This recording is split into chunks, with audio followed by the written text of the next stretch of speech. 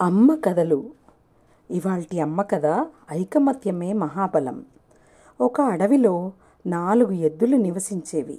అవి కలిసిమెలిసి ఒకే దగ్గర మేతమేస్తూ ఉండేవి. ఎక్కడికి వెళ్ళినా అవి 4 కలిసికట్టుగా వెళ్ళేవి.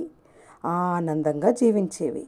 ఒకనాడు ఒక సింహం ఆ దారిన పోతూ ఎద్దులను చూసి, నాకు మంచి విందు భోజనం లభించింది అనుకుంటూ మేచున్న ఎద్దుల వద్దకు గాండ్రించుకుంటూ వచ్చింది.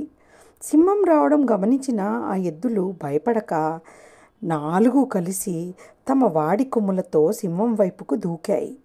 4 ఎద్దులు కలిసికట్టుగా సింహంపై పడగానే సింహము భయపడి పారిపోయింది.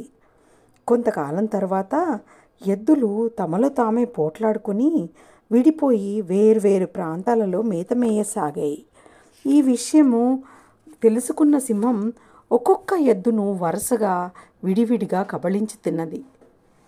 ఇందులోని నీతి ఏంటంటే, అందరూ కలిసిమెలిసి జీవించటంలోనే ప్రమాదాలకు తావులేదు.